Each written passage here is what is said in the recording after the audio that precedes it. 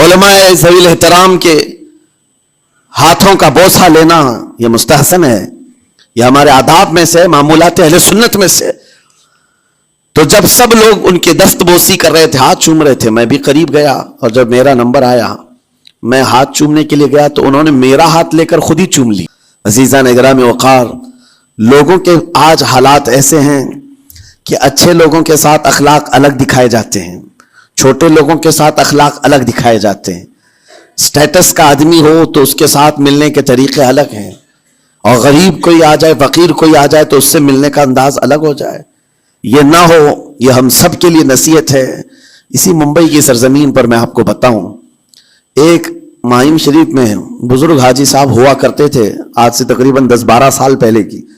وہ کئی لوگوں سے ایک سوال کرتے تھے پکڑ پکڑ کر کے کہ میرا ایک سوال ہے، آپ جواب دیں گے، میرا ایک سوال ہے۔ کئی علماء سے انہوں نے پوچھا، مجھ سے بھی انہوں نے، جب میں نیا تھا مصر سے پڑھ کر کے آیا تھا، میرے پاس آ کر کہا کافی سالوں سے میرے ذہن میں ایک سوال ہوتا ہے، میں آپ سے بھی پوچھنا چاہتا ہوں۔ کہا آپ بتائیے کیا ہے؟ کہا میں حضور سرکار مجاہد ملت رحمت اللہ علیہ کا مرید ہوں۔ علامہ حبیب الرحمان مجاہد ملت، رئیس اعظم اڑیسہ، جن کے خدمات جلیلہ آج ہو سکتا ہے نئی جنریشن کو نہ معلوم ہو، ان کا لقب ہے مجاہد ملت، جنہوں نے سنیت کی بقا کے لیے اپنا تن من دھن سب قربان کیا تھا۔ وہ مجاہد ملت عظیم بزرگ ولی کامل ہے۔ یہ حاجی صاحب کہتے ہیں کہ میں ایک نارمل آدمی تھا، کڑیا تھا، یعنی گھر بنانے کا کام کرتا تھا۔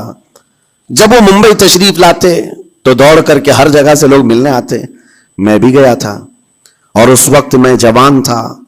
حضور مجاہد ملت رحمت اللہ علیہ کی بات وہ بتا رہے ہیں کہ لوگ لائن لگا کر کے مصافحہ کر رہے تھے، مل رہے تھے۔ جب مل رہے تھے تو پھر میرا نمبر آیا، میں ملنے کے لیے گیا۔ بزرگوں کے سب ہاتھ چومتے ہیں، یہ ہمارے سنیوں کے طور طریقے ہیں۔ ادب، علماء ذویل احترام کے ہاتھوں کا بوسہ لینا یہ مستحسن ہے، یہ ہمارے آداب میں سے، معمولات اہل سنت میں سے۔ تو جب سب لوگ ان کے دست بوسی کر رہے تھے، ہاتھ چوم رہے تھے، میں بھی قریب گیا، اور جب میرا نمبر آیا میں ہاتھ چومنے کے لیے گیا تو انہوں نے میرا ہاتھ لے کر خود ہی چوم لیا۔ وہ بزرگ عالی جاہ ولی کامل جن کو دنیا مجاہد ملت کہتی ہے، میرا ہاتھ انہوں نے چوم لیا، اور میرے اندر ایسی پشیمانی تھی کہ میں کیا کروں سمجھ میں نہیں آیا۔ میں ایک معمولی سا کڑیا، اور کہاں ان کا مقام، کہاں میرا۔ تو اس کے بعد وہ اس بے چینی میں رہتے تھے کہ ایسا کیوں کیا، ایسا کیوں کیا، کیونکہ پوچھنے کا موقع ہی نہیں ملا۔